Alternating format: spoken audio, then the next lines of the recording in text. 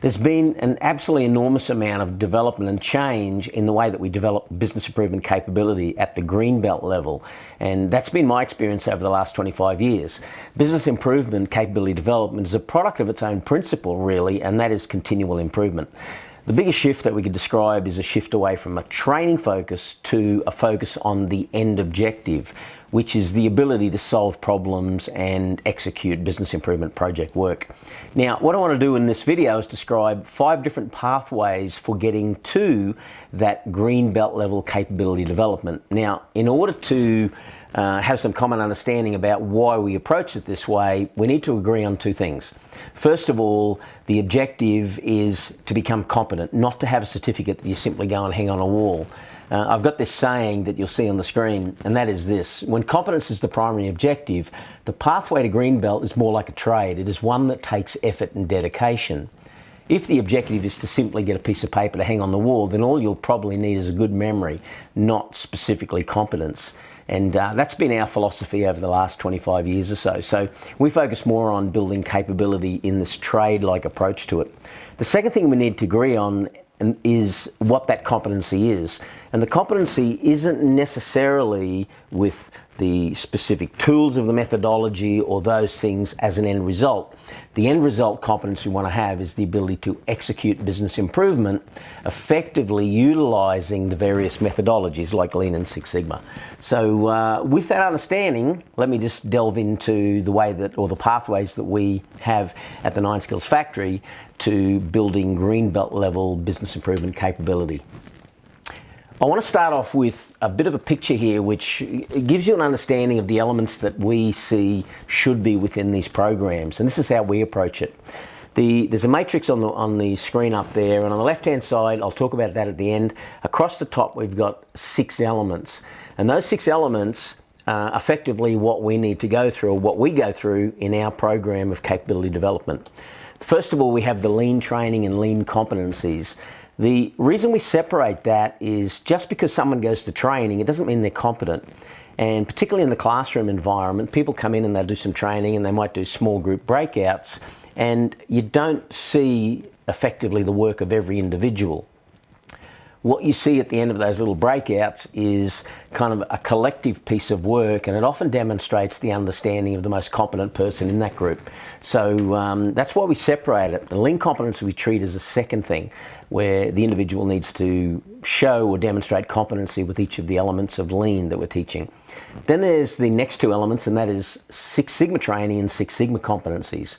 Now, the reason we approach lean training and Six Sigma training differently is because what we're trying to teach people is how to employ this DMAIC sequence of project management or project execution and approach a couple of different types of projects or problems that they're confronted with using the various methodologies.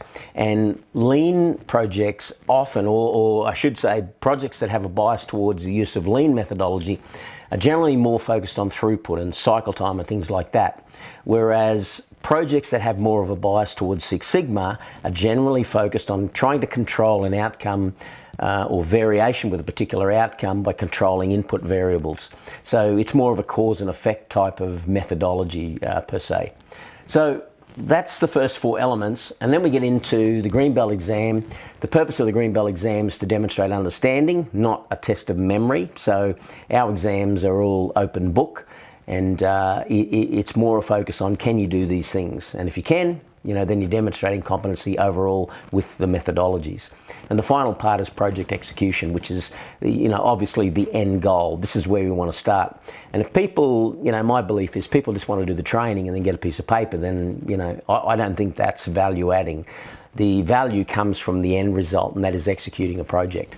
Now, the left-hand side is various approaches that you can take in developing that capability. You can have, right down the bottom, the self-paced approach. This is kind of online training. People would go and watch some videos, do an exam, go and execute it, or the application of it themselves. Then you get the face-to-face classroom, which is more what the corporate environment involves, where you get a group of people together and you deliver the training in a classroom environment.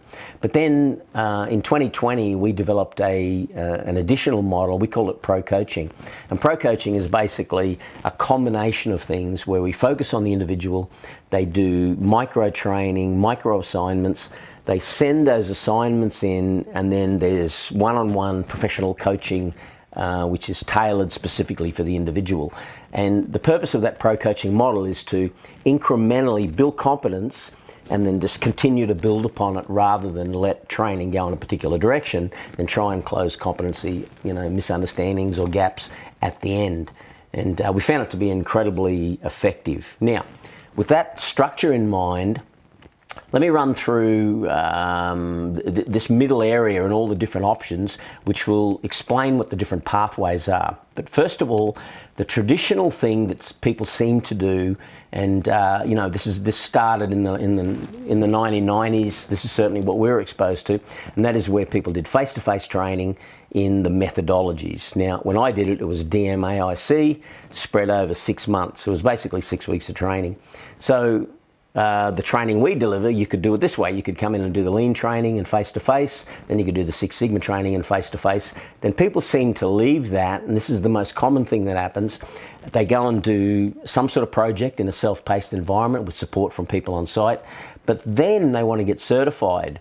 So they try and come back after they've done the project work and do the lean competencies and the Six Sigma competencies in the exam.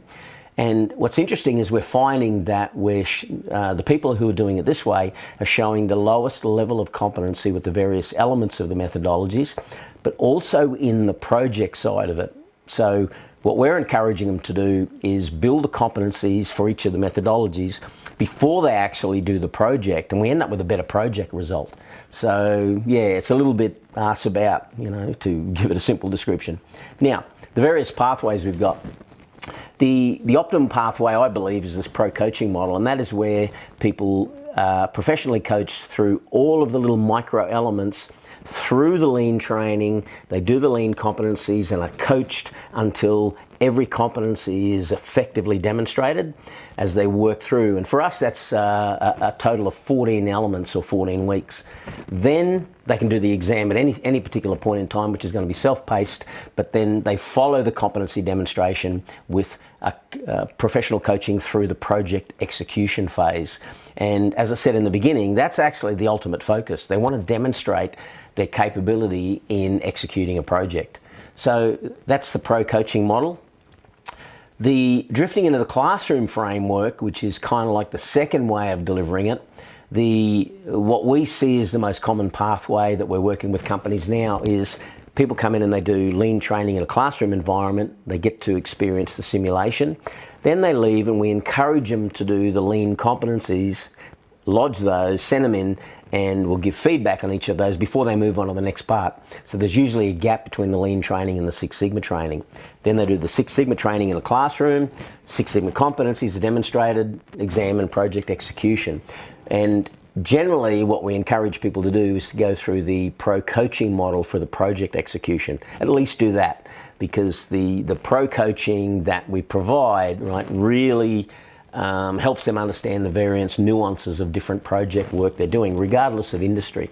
So that's the second option. Now, there's an adjustment to that, or a little tailored approach we have, and that's where people will put a lot of people through the lean training. They can demonstrate the competencies if they want, but they can just do the lean training and they can go and focus on their own work area. But then a small number of those might come in and do the full green belt program.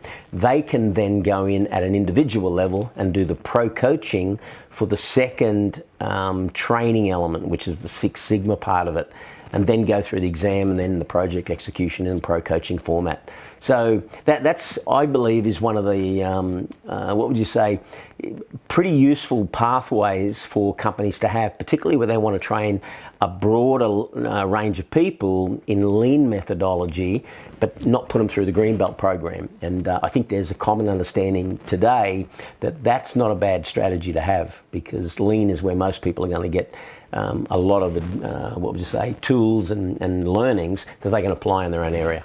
Now, let's go to the next one, and this is where we drop down to the bottom, and this is the self-paced approach. So there are a couple of options here. Self-paced basically means that you go on, you log on to, or register for an account in Nine Skills Factory, you run through the training and you do it at your own pace. Personally, I think this is just a cheap option that people will choose to do if cost is their biggest driver in terms of getting this training, but it's definitely our least successful option. People just get caught up, day to day. If there's no support, if there's no structure around it, if there's no prompts on a weekly basis, if there's no short interval control feedbacks and things like that, then self-paced relies upon an individual to be really self-motivated and committed to making the time available. Now, it's not an option I recommend unless you are 100% driven by cost. The probably not quite as bad would be this option. That is where you do the self-paced training and then you get into the project execution where you're engaged in a pro-coaching methodology. So it's 12 weeks of coaching through a project. And we've been quite successful with that one. We did some work with Komatsu in this particular structure. But what made it work is they had a very dedicated team to make sure that that front-end self-paced training was completed on time. And it was a very unique scenario that, hats off to Komatsu that they committed themselves to making that work. But they definitely got a lot out of the project execution pro-coaching framework. So that's pretty much it. They are the various pathways that we have. There's 5 that we've got there, and they're broken up into 3 kind of frameworks. The pro-coaching, the classroom-oriented one, and the self-paced. Pro-coaching, I went first with that because I believe it's the most useful one to have. Individual competency right through the whole methodologies, right through to project execution is the goal. Classroom would be the next best. There's a lot of face-to-face interaction, but it's way more costly and it's not quite as effective, particularly with the competencies, because people just, they're not prompted by us. They need to get into that self-paced. So back to, you need dedication and commitment and, a structure that supports it. So there you go. Hope you found that useful, and I'll see you in another video. Bye.